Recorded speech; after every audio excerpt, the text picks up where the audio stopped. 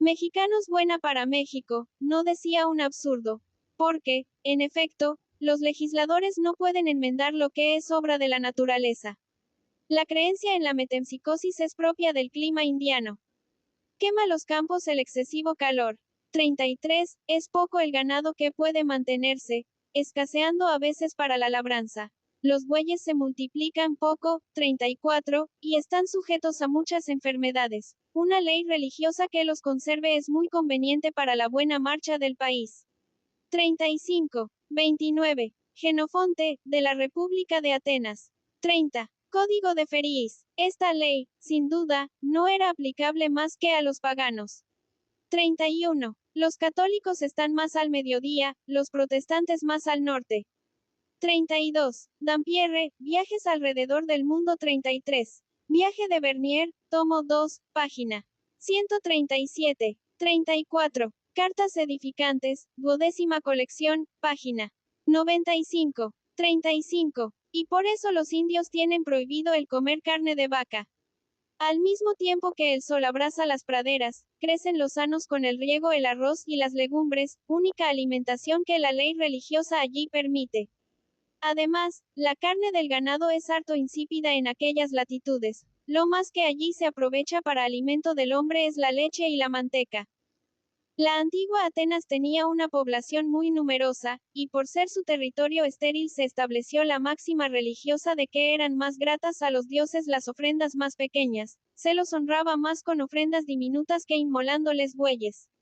36. Capítulo 25. Inconvenientes de trasladar una religión de un país a otro.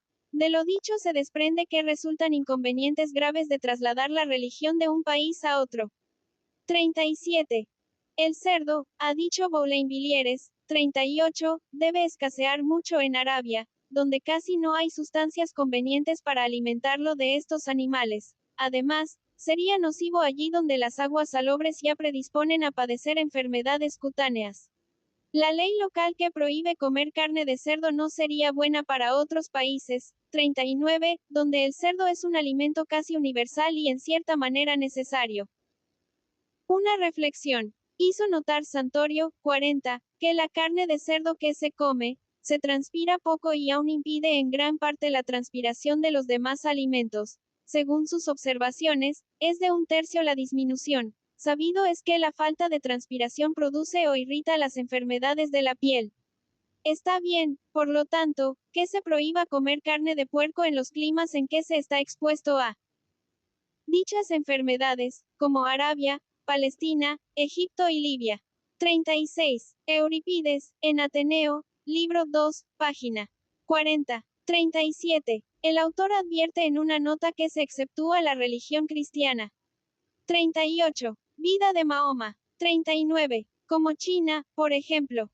40. Medicina estática, sección 3, aforismo 23. Capítulo 26. CONTINUACION de la misma materia. Dice Chardin, 41, que no hay río navegable en Persia, como no sea el Kur, en los confines del imperio. La antigua ley de los huebros, que prohibía la navegación fluvial, no presentaba ningún inconveniente en su país, pero en otros hubiera sido la rutina del comercio. En los países cálidos se hacen continuas abluciones. Por lo mismo las ordenan las religiones maometana e india. Entre los indios se tiene por acto meritorio el de orar a Dios en el agua corriente. 42. ¿Cómo podría hacerse lo propio en otros climas? Cuando una religión cuyas prácticas se fundan en el clima repugna en otro país, no ha podido establecerse en él, y si ha llegado a imponerse, al fin ha sido expulsada. Podría decirse, humanamente hablando, que los límites de la religión cristiana y de la maometana los ha marcado el clima. Resulta, pues, que lo mejor casi siempre es que una religión tenga dogmas particulares y un culto general. En las leyes concernientes a las prácticas del culto se necesitan bien pocos detalles. Por ejemplo, ordenar mortificaciones sin prescribir una mortificación determinada. El cristianismo abunda en buen sentido. Es de derecho divino la abstinencia, pero una abstinencia particular es cuestión de policía y puede cambiarse. 41. Viaje a Persia, tomo 2. 42. BARNIER, Viajes, tomo 2. Libro VIGESIMOQUINTO. De las leyes con relación a la religión de cada país y su política exterior. Capítulo primero. Del sentimiento de la religión.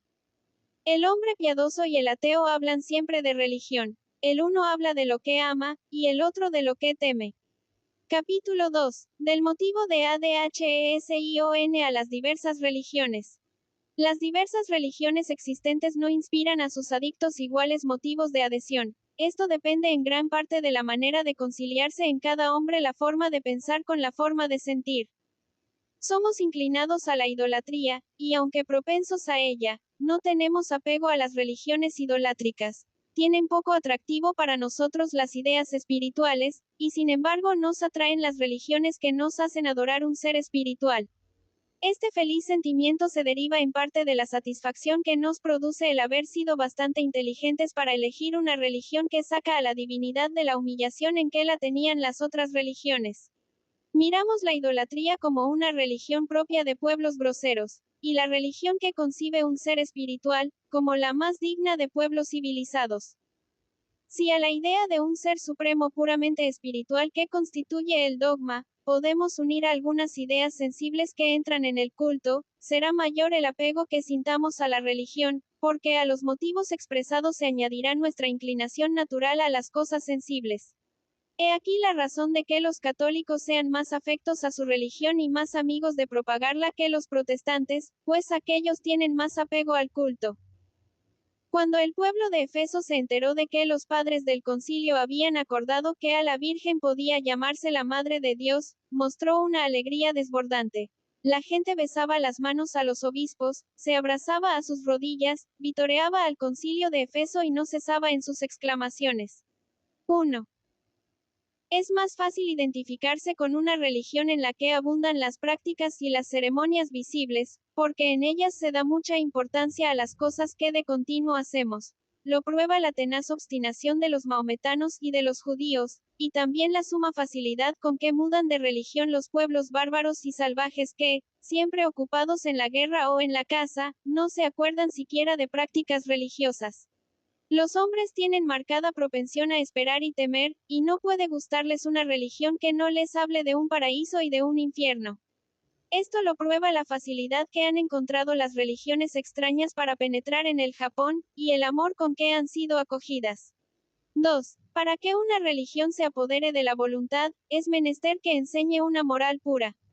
Los hombres, aun siendo malos individualmente, son buenos en colectividad.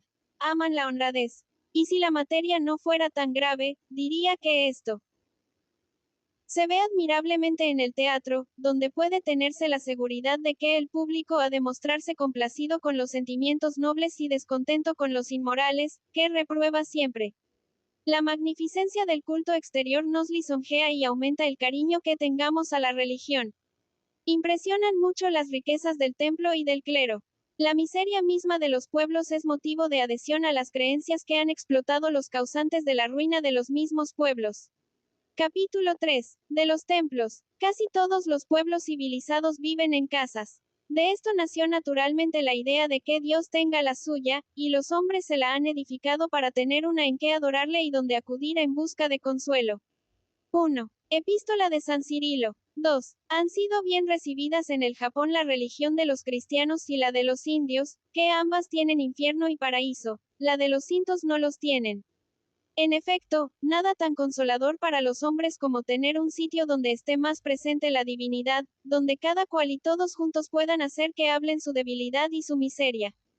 Pero esta idea tan natural no se les ocurre sino a los pueblos que labran el terruño. No se verá construir templos a los pueblos que no tienen casas. Esto explica el desprecio que tan ostensiblemente mostró Gengis Khan a las mezquitas. 3. Interrogó a los maometanos y aprobó todos sus dogmas, excepto el que les prescribe la peregrinación obligatoria a la Meca. No comprendía que no se pudiese adorar a Dios en todas partes. Como los tártaros no vivían en casas, no conocían los templos. Todo pueblo sin templos tiene escaso apego a su religión. Por eso mismo los tártaros han sido siempre tolerantes. 4. Por eso los bárbaros conquistadores del Imperio Romano abrazaron sin vacilación el cristianismo. Por eso los salvajes de América se han desprendido tan fácilmente de su propia religión, y desde que los misioneros les hicieron edificar iglesias en el Paraguay, muestran allí tanto celo por la religión católica. La divinidad es el refugio de los desgraciados, y como no hay gentes más desgraciadas que los criminales, se ha pensado que los templos debían ser asilos para ellos. Esta idea fue todavía más natural en Grecia, donde los homicidas, arrojados de la ciudad y de la presencia de los hombres, no tenían más casas que los templos ni más amparo que el de los dioses. Esto, al principio, no se refería más que a los homicidas involuntarios, pero, andando el tiempo se aplicó a los grandes criminales, incurriéndose en una contradicción grosera. Los que habían ofendido a los hombres, mucho más habían ofendido a los dioses. Los asilos se multiplicaron en Grecia, dice Tácito. 5. Los templos se llenaban de deudores insolventes y de esclavos insumisos. Los magistrados casi no podían cumplir con su deber. El pueblo protegía los crímenes de los hombres como las ceremonias de los dioses. El Senado acabó por limitar el número de esos asilos. Más sabias las leyes de Moisés, declaraban inocentes a los homicidas involuntarios, pero debían ser alejados de los parientes del muerto. Se instituyó un asilo para ellos. Los grandes criminales no merecen asilo y no se les concedió. Los judíos no tenían más que un tabernáculo portátil y transportándolo. 3. Al entrar en la mezquita de Bukhara, cogió el Corán y lo tiró a los pies de sus caballos.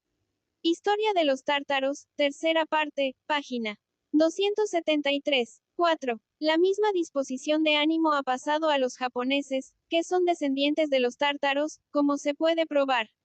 5. Libro 3 de los Anales. Continuamente de un lugar a otro, alejaba toda idea de asilo. Es verdad que debían tener un templo, pero como los delincuentes hubieran acudido a él de todas partes, habían podido turbar el culto divino. Si los homicidas hubieran sido expulsados como en Grecia, era de temer que en otros países adorasen a dioses extranjeros. Por todas estas razones se establecieron ciudades de refugio donde se asilaban los culpables hasta la muerte del soberano pontífice. Capítulo IV. De los ministros de la religión. Los primeros hombres, dice Porfirio, 6, no sacrificaban más que hierba. Con tan sencillo culto, podía ser pontífice cualquiera. El natural deseo de agradar a la divinidad multiplicó las ceremonias, lo cual hizo imposible que las practicaran todas y atendieran a todos sus detalles los hombres ocupados en los quehaceres de la agricultura. Se hizo preciso que hubiera lugares destinados a los dioses exclusivamente, y ministros que cuidaran de los mismos lugares y de todo lo que hacía en ellos, como cada vecino cuida de su casa y de sus propios asuntos. Los pueblos sin sacerdotes suelen ser bárbaros, como antiguamente los pedalios, 7, y en nuestros días los volguski. 8. Las personas consagradas a la divinidad debían ser honradas, sobre todo en pueblos que creían necesaria la pureza corporal para acercarse a los sitios más gratos a los dioses, pureza que según ellos dependía de ciertas prácticas. Como el culto de los dioses exigía una atención constante, la mayoría de pueblos se inclinó a que el clero constituyera un cuerpo separado.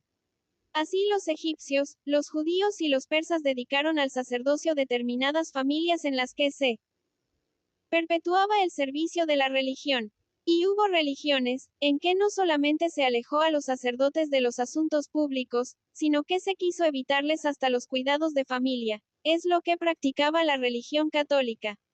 No hablaré aquí de las consecuencias que acarrea la ley del celibato, pero sí diré que indudablemente llegaría a ser perjudicial donde el clero fuese demasiado numeroso. 6. De abstinencia animal. Libro 2, par.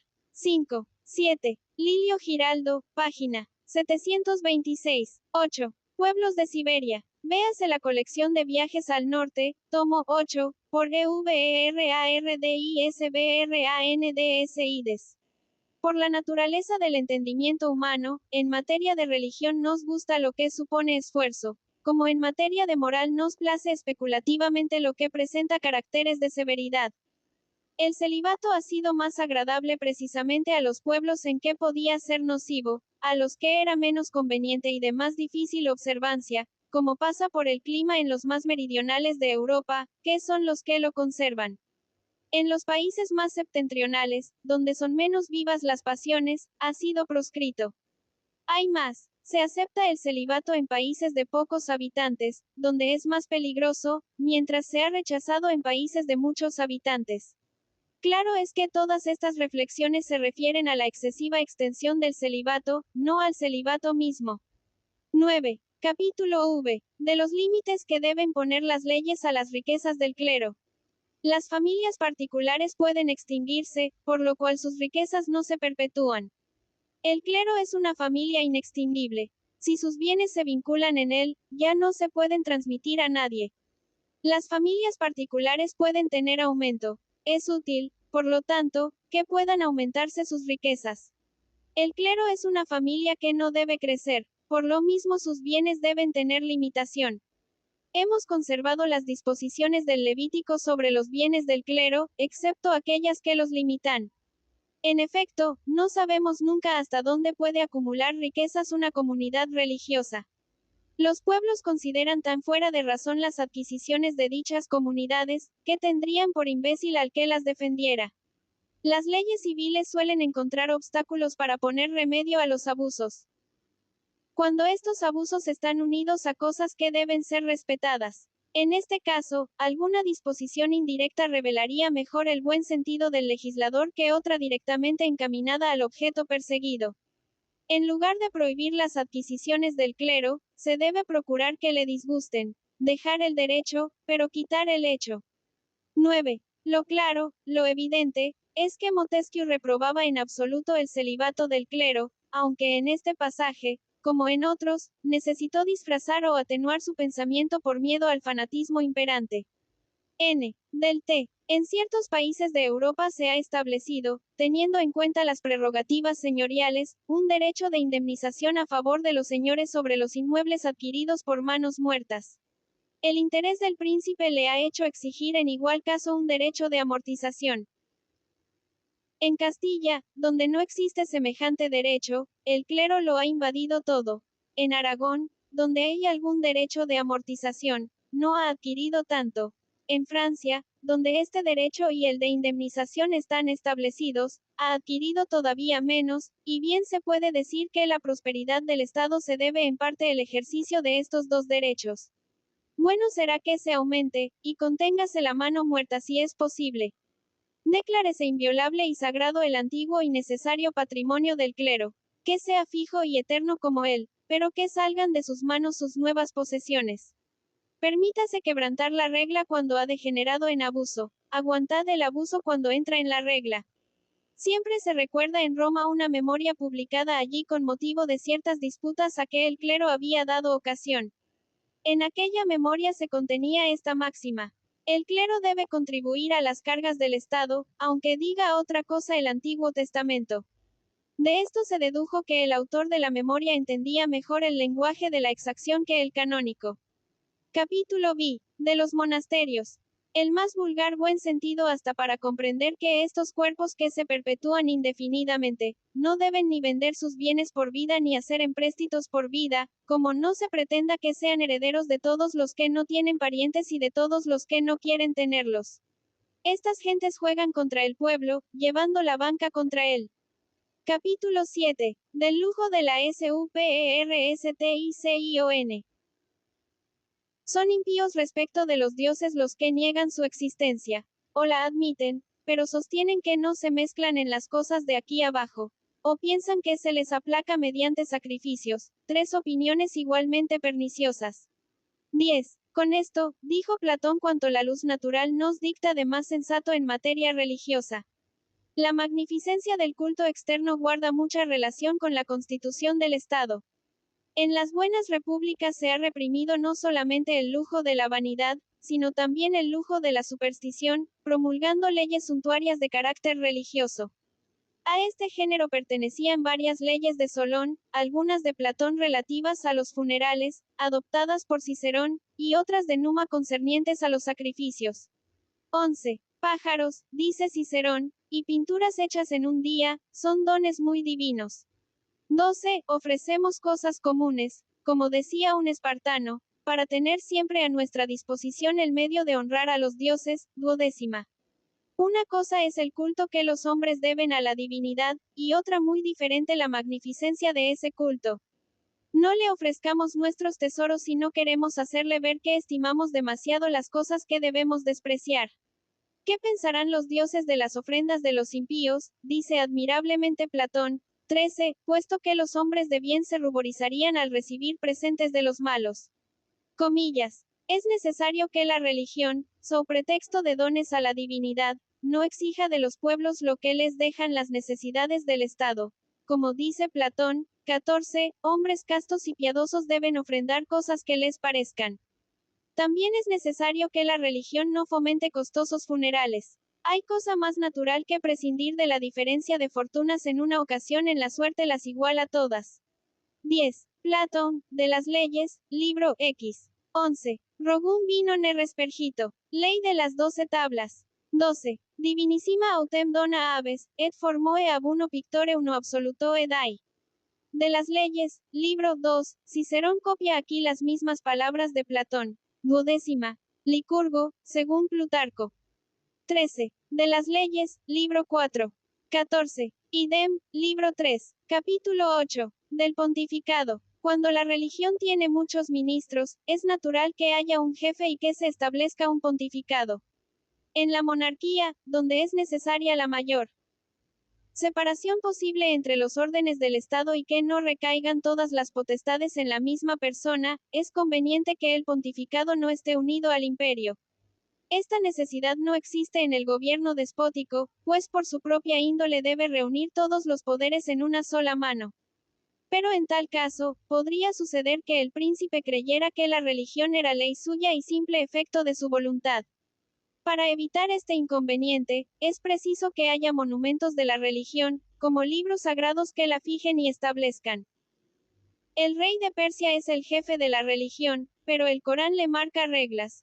El emperador de China es sumo pontífice, pero hay libros que están en todas las manos y a los cuales se ha de ajustar él mismo. Intentó abolirlos un emperador, pero fue en balde. Ellos triunfaron de la tiranía. Capítulo IX. De la tolerancia en materia de religion. Somos aquí políticos y no teólogos, y aún para los teólogos, hay gran diferencia entre tolerar una creencia y aprobarla. Cuando las leyes de un Estado toleran diversas religiones, ha de obligarlas a que ellas se toleren entre sí. Toda religión reprimida se hace represora. Al salir de la opresión combate a la religión que la oprimía, no por su doctrina sino por su tiranía. Es útil, por consiguiente, que las leyes impongan a todas las religiones, además del deber de no perturbar la marcha del Estado, el de respetarse las unas a las otras. El ciudadano está lejos de cumplir si se contenta con no agitar el cuerpo del Estado. Es menester, además, que no inquiete ni moleste a otro ciudadano, sea quien fuere. Capítulo X. CONTINUACION de la misma materia. Como las religiones intolerantes son las más invasoras, las que ponen más empeño en propagarse, pues las que saben tolerar no aspiran a extenderse, bueno será que donde el Estado esté con la religión establecida no permita que se establezca otra. 15. He aquí el principio fundamental de las leyes políticas en materia de religión. Cuando se es árbitro de admitir o no admitir en un Estado una religión nueva, lo mejor es no admitirla, pero una vez establecida, es menester tolerarla. Capítulo C. Del cambio de religión. A muchos se expone el príncipe que intente cambiar o destruir la religión dominante. Si su gobierno es despótico, puede provocar una revolución más fácilmente que con otras tiranías. En semejantes estados, una revolución no es cosa nueva por causa religiosa. Y es que los pueblos no admiten de repente mudanzas de religión, de usos, de costumbres por el mero hecho de que el príncipe lo mande. Por otra parte, la religión antigua se halla ligada a la constitución política y la nueva no. Aquella es conforme al clima, esta puede ser y es a menudo opuesta a él. Mudar de religión ofrece un inconveniente más. Los ciudadanos sienten disgusto por las leyes, desafecto al gobierno establecido, y a la firme creencia en una religión suceden las sospechas contra los dos, de suerte que se le da al Estado, por poco o por mucho tiempo, malos fieles y malos ciudadanos. 15. No me refiero en este capítulo a la religión cristiana que es el mayor de los bienes. Capítulo 12. De las leyes penales. Conviene evitar que haya leyes penales en materia religiosa. Es verdad que infundan miedo, Pero como la religión tiene también leyes penales que asustan, el efecto de las unas destruye el de las otras.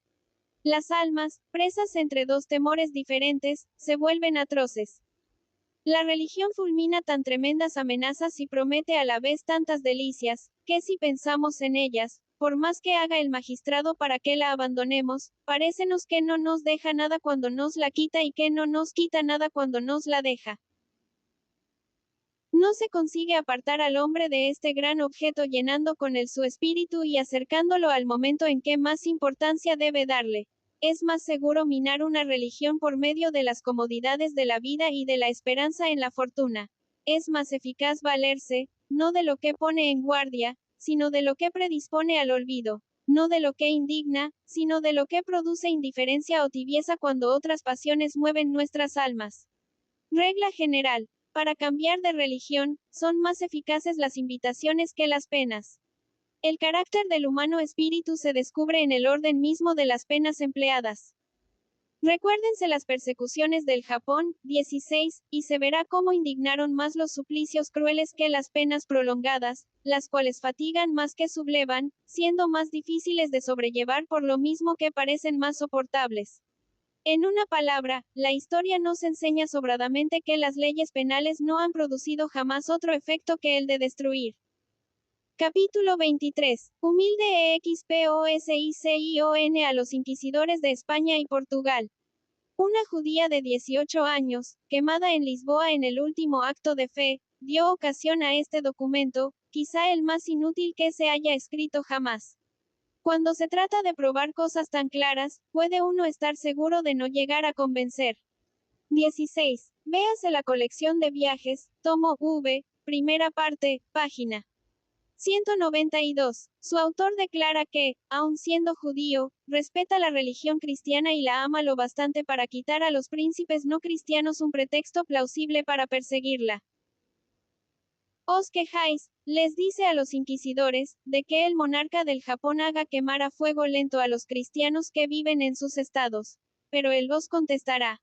Os tratamos a los que no creéis lo que nosotros, como tratáis a los que no creen lo que vosotros. No podéis quejaros sino de vuestra debilidad, que os impide exterminarnos y nos permite extendernos. Pero es justo confesar que sois mucho más crueles que aquel monarca. Nos hacéis morir, a nosotros que no creemos lo mismo que vosotros, porque no creemos todo lo que creéis. Bien sabéis que nuestra religión fue grata a Dios. Pensamos que Él la ama y vosotros pensáis que ya no la ama. Y por pensar así condenáis al hierro y al fuego a los que incurren en el error perdonable de creer que Dios ama todavía lo que amó. Si sois crueles con nosotros, lo sois aún más con nuestros hijos, pues los mandáis a la hoguera por acatar y obedecer las inspiraciones de los que la ley natural y las leyes de todos los pueblos enseñan a respetar como dioses. Os priváis de la ventaja que os ha dado sobre los maometanos, la manera que tuvieron estos de implantar su religión. Cuando ellos dicen que sus fieles son muy numerosos, les contestáis que lo deben a la fuerza, que han propagado su religión por la espada. ¿Por qué la propagáis vosotros por el fuego? Cuando queréis atraernos, os decimos que nuestro origen es el mismo del que os gloriáis descender. Nos respondéis que la actual religión vuestra es nueva, pero divina, y lo probáis por haber crecido con la persecución. Pero hoy tomáis el papel de los dioclecianos, obligándonos así a tomar el vuestro. Nosotros os conjuramos, no en nombre del Dios Todopoderoso a quien servimos vosotros y nosotros, sino en nombre del Cristo que nos decís que tomó figura humana para daros ejemplos y que los imitaras. En nombre del Cristo, os conjuramos a que os portéis con nosotros como él mismo lo haría si estuviese aún en la tierra. Queréis que seamos cristianos y vosotros no queréis serlo. Pero, si no queréis ser cristianos, a lo menos sed hombres. Conducíos con nosotros como los haríais no teniendo de la justicia más que las débiles luces que da la naturaleza, por carecer de religión que os guiara. Si el cielo os ha amado lo bastante para daros a conocer la verdad, os ha favorecido con una gracia inmensa. Pero les toca a los hijos que han recibido la herencia de sus padres al aborrecer a sus hermanos que no la recibieron. Si poseéis la verdad, no nos la ocultéis con la manera de proponerla. El carácter de la verdad es el triunfo en los corazones y los entendimientos, no es la impotencia que confesáis queriendo imponerla con suplicios. No es razonable que nos condenéis a muerte por no querer engañarnos. Si Cristo es Hijo de Dios, Él nos recompensará por habernos negado a profanar sus misterios, y creemos que el Dios a quien servimos vosotros y nosotros, no ha de castigarnos por haber muerto en defensa de una religión que nos dio hace mucho tiempo. Vivís en un siglo en que la luz natural es más viva que nunca, la filosofía ilumina los entendimientos, la moral de vuestro evangelio es más conocida, los derechos respectivos de los hombres se hallan mejor establecidos, como el imperio de una conciencia sobre otra. Por lo tanto, si no desecháis las antiguas preocupaciones, vuestras propias pasiones, es menester declarar que sois incorregibles, incapaces de toda luz, de toda instrucción, de toda enmienda. Y bien desgraciada es la nación que concede autoridad a hombres así. ¿Queréis que os digamos ingenuamente nuestro pensamiento? ¿No os consideráis como enemigos vuestros más bien que como enemigos de vuestra religión? Porque si amarais vuestra religión, no permitiríais que la corrompiera una grosera ignorancia. Hemos de advertiros otra cosa, que si en la posteridad hay quien se atreva a decir que los pueblos de Europa eran civilizados en el siglo presente, alguien le responderá citando vuestro ejemplo para probar que era bárbaros. Y la idea que se tenga de vosotros ha de ser tal, que manchará vuestro siglo y hará odiosos a vuestros contemporáneos. Capítulo 14. Porque la religión cristiana es tan odiada en el Japón. He hablado ya, 17, del carácter atroz de las almas japonesas. 17. En el libro 7, cap. 13. Los magistrados consideraron sumamente peligrosa la firmeza que inspira el cristianismo cuando se trata de renunciar a la fe, creyendo que esa firmeza haría aumentar la audacia. La ley del Japón castiga con severidad la menor desobediencia. Ordenóse abandonar la religión cristiana. Como el no abandonarla era desobedecer, impusiéronse castigos a los desobedientes. Y como continuará la desobediencia, aplicáronse nuevos castigos. Los castigos se miran en el Japón como la venganza de un insulto al príncipe. Los cantos de alegría de los mártires cristianos se miraron como un atentado contra él. Indignó a los magistrados el título de mártires cuando a su juicio no había más que rebeldes, y emplearon toda clase de medios para que nadie lo obtuviera. Entonces fue cuando las almas se crecieron, entablándose una lucha terrible entre los tribunales que condenaban y los acusados que padecían, entre las leyes civiles y las leyes religiosas. Capítulo 15. De la propaganda de la religión. Todos los pueblos de Oriente, excepto los maometanos, creen que las religiones son indiferentes en sí mismas. Lo que temen no es el establecimiento de otra religión, sino el cambio que produzca en el régimen gubernamental. En el Japón, donde son muchas las sectas y donde el Estado ha tenido hace tiempo un jefe eclesiástico, no se disputa nunca sobre religión. 18. Sucede lo mismo entre los siameses. 19. Los calmucos hacen más. Es cuestión de conciencia para ellos el consentir todo género de religiones. 20. En Calicut es regla de Estado que cualquiera religión es buena. Pero de esto no se deduce que una religión llevada de un país remoto y enteramente distinto en clima, leyes y usanzas, haya de tener el éxito que de su santidad podía esperarse. Esto es aún más cierto en los imperios despóticos. Se empieza por tolerar a los extranjeros, porque no se presta ninguna atención a lo que al parecer no menoscaba la autoridad del príncipe ni ofende a su persona. Todo se ignora, por lo mismo un europeo consigue hacerse grato con los conocimientos que divulga. Al principio todo va bien, pero tan pronto como se alcanza algún éxito, o que surge alguna disputa, o que son puestas al corriente las personas que tienen algún interés en el asunto, el Estado, como por su naturaleza lo primero que busca es la tranquilidad, que puede ser destruida por cualquier turbulencia, proscribe inmediatamente la nueva religión y sus propagandistas. Luego estallan las disputas entre los que la predican, y surge el desagrado respecto a una religión en la que no están acordes los mismos que la propagan y la recomiendan. 21. 18. Véase KEMPFER. 19. FORBIN, Memorias. 20. Historia de los tátaros, parte quinta. 21. Viaje de Francisco PIRARD, cap. 25. Libro VIGESIMOSEXTO. De las leyes, en la relación que deben tener con el orden de las cosas sobre que ESTATUYEN. Capítulo primero. Idea de este libro.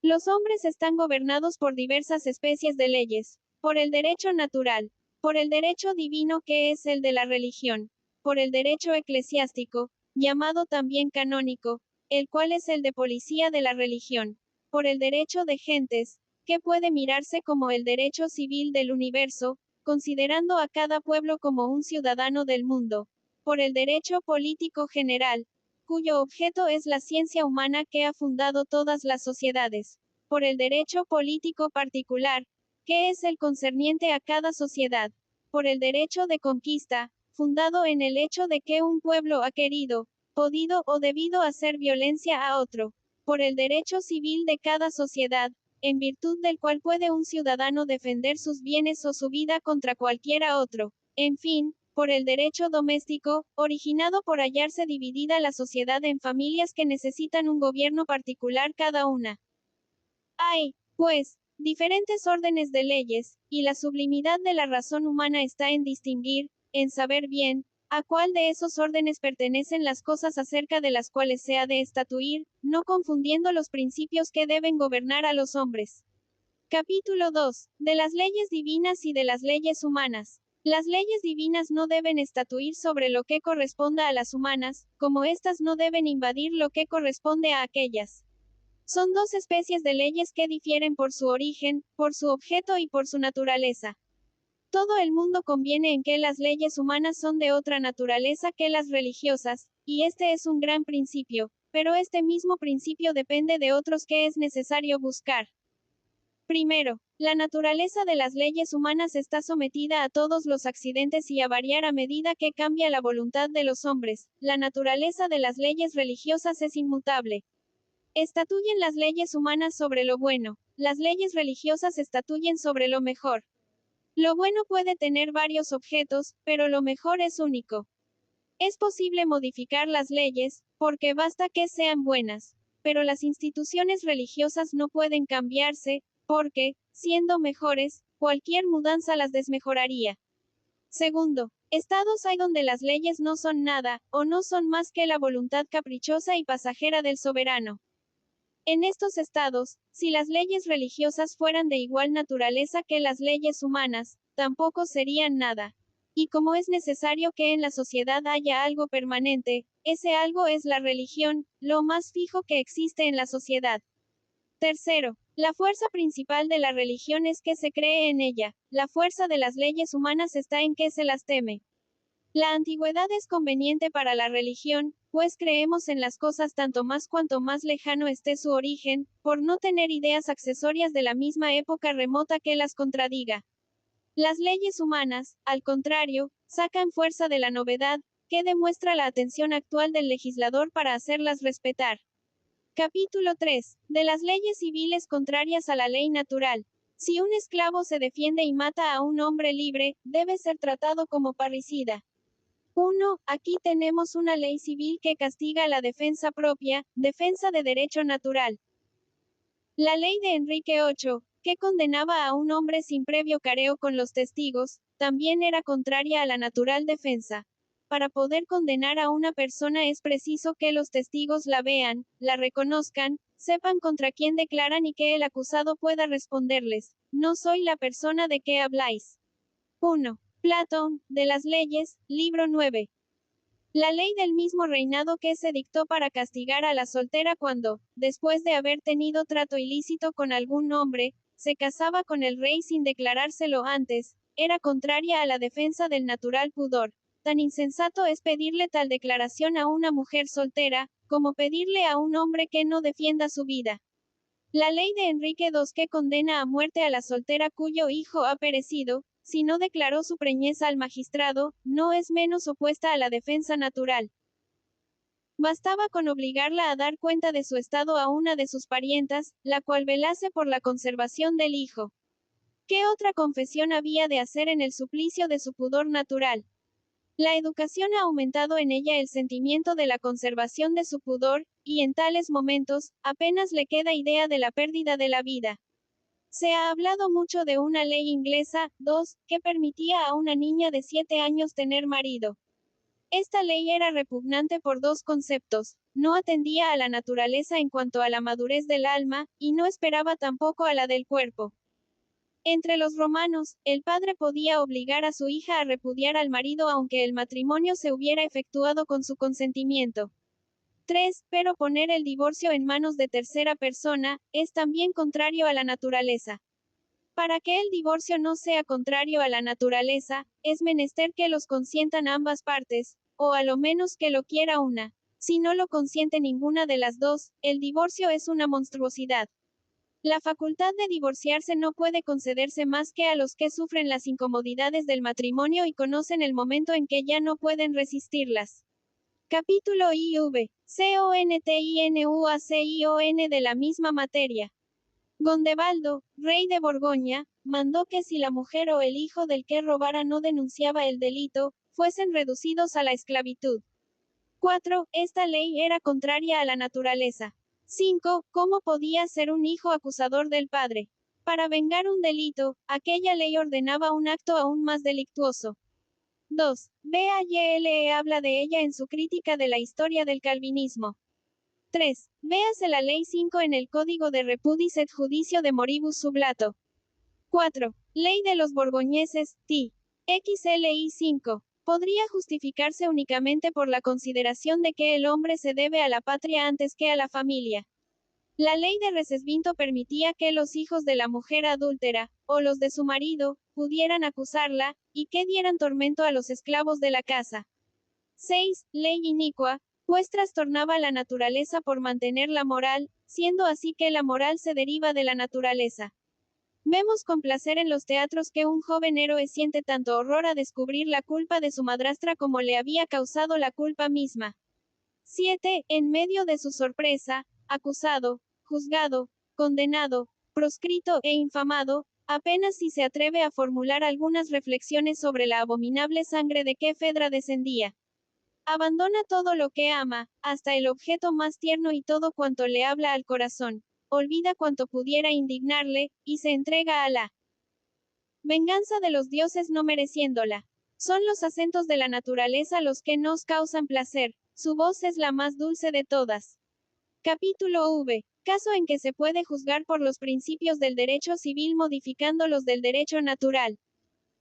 Una ley de Atenas obligaba a los hijos a mantener a sus padres si caían en la indigencia. 8. Pero eximía de este deber a los hijos nacidos de una cortesana. 9. A los que hubieran sido explotados por sus padres haciéndolos objeto de un infame tráfico y a los que sus padres no hubiera enseñado oficio alguno para ganarse la vida.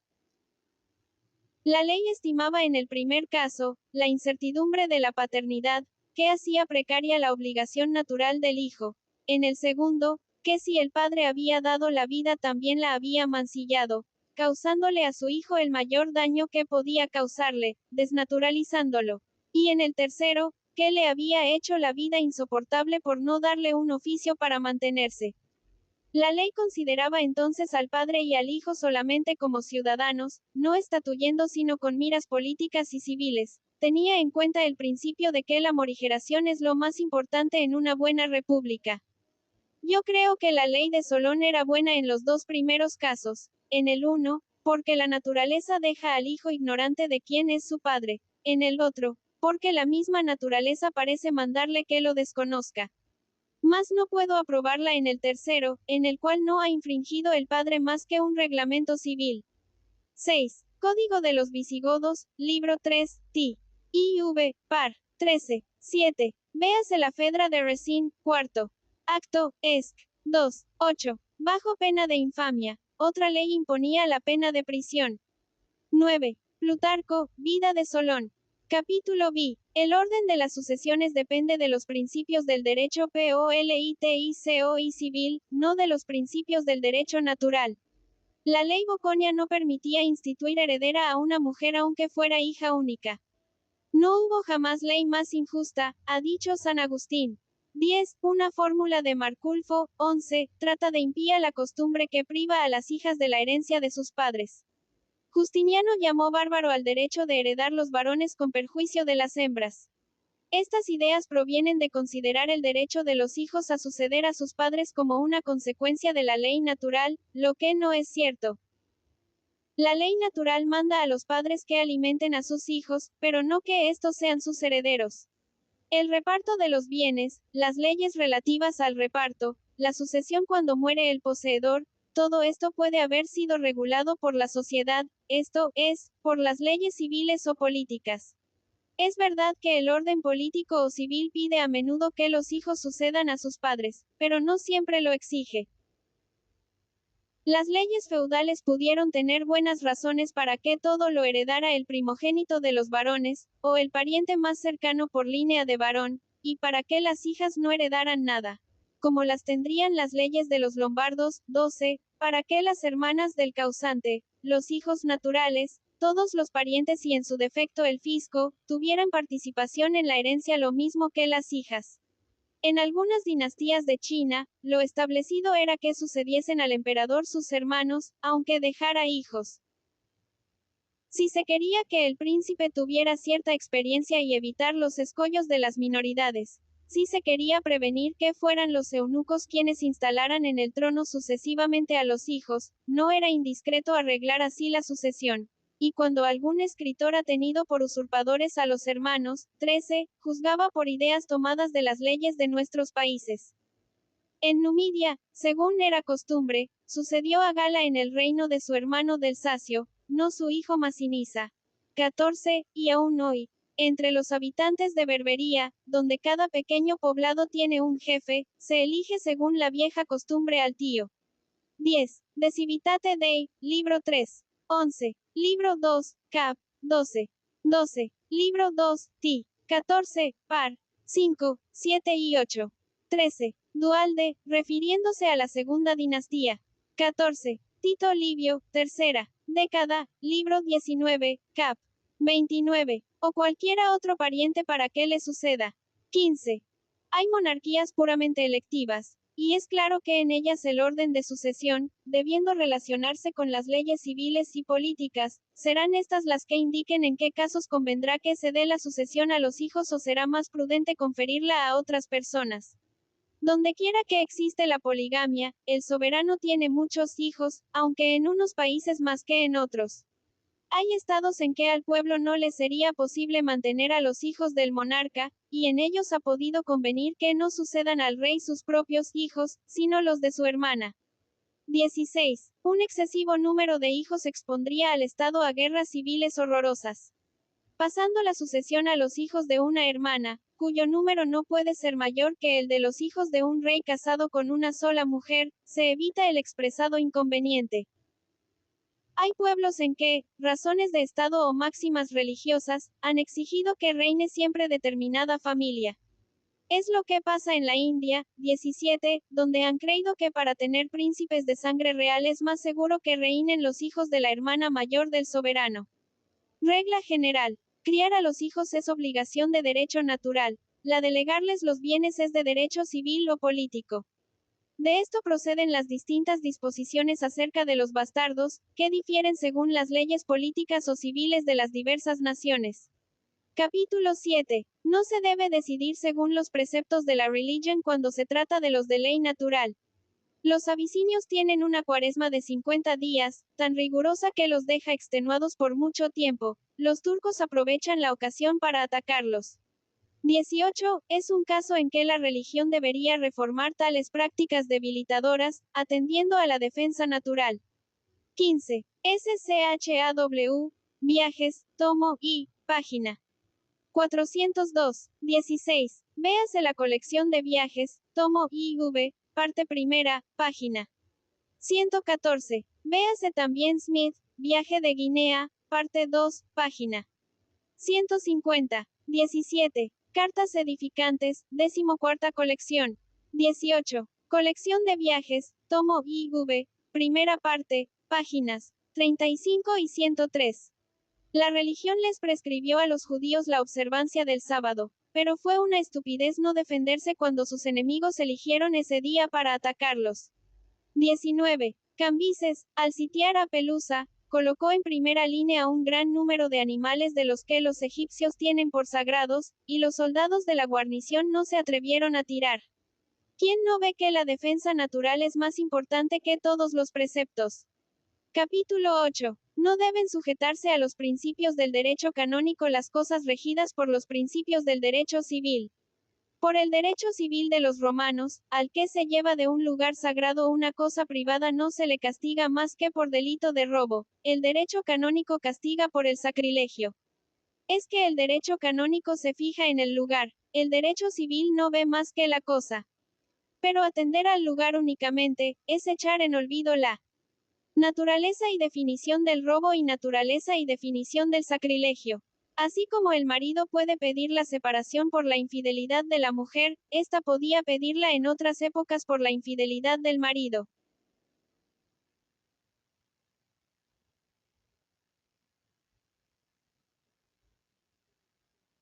(20) Semejante uso, opuesto a la ley romana, se había introducido por los tribunales eclesiásticos, 21, los cuales se regían por el derecho canónico. Y en efecto, si se considera el matrimonio desde el punto de vista de las ideas puramente espirituales y en relación con las cosas de la otra vida, la violación de la fe es la misma en ambos casos, pero las leyes políticas y civiles de casi todos los pueblos han distinguido con razón un caso de otro, exigiendo a las mujeres más recato y continencia que a los hombres, porque la falta de pudor en la mujer equivale a renunciar a todas las virtudes, porque la mujer, al quebrantar las leyes del matrimonio, sale de un estado natural de dependencia. Porque, en fin, la naturaleza ha marcado la infidelidad con signos ciertos, sin contar que los hijos adulterinos de la mujer se atribuyen al marido y quedan a su cargo, mientras los hijos adulterinos del marido no se les atribuyen a la mujer ni tiene que criarlos.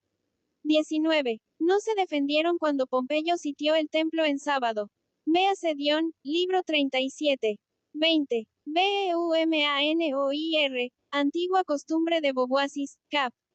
18. 21. En Francia, ya no entienden de estos asuntos. Capítulo IX. Las cosas que deben ser reguladas por los principios del derecho civil, rara vez podrán serlo por las leyes religiosas. Las leyes religiosas tienen más sublimidad, las civiles tienen más extensión. Las leyes de perfección, tomadas de la religión, tienen por objeto la bondad del hombre que las observa más bien que la de la sociedad en que se observan. Las leyes civiles, al contrario, tienen por objeto la bondad de los hombres en general más bien que la de los individuos en particular. Así pues, por respetables que sean las ideas que nacen inmediatamente de la religión, no siempre deben servir de principio a las leyes civiles, ya que éstas tienen otro, que es el bien general de la sociedad.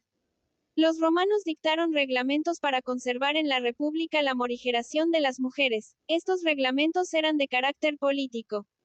Al establecerse la monarquía se hicieron leyes civiles con el mismo objeto, fundadas en los principios de gobierno civil. Pero desde la aparición del cristianismo, las leyes que él mismo instituyó se relacionaban menos con la bondad general de las costumbres que con la santidad del matrimonio, pues se miraba la unión de los dos sexos menos como un estado civil que como un estado espiritual. Por la antigua ley romana, el marido que recibía en casa a su mujer después de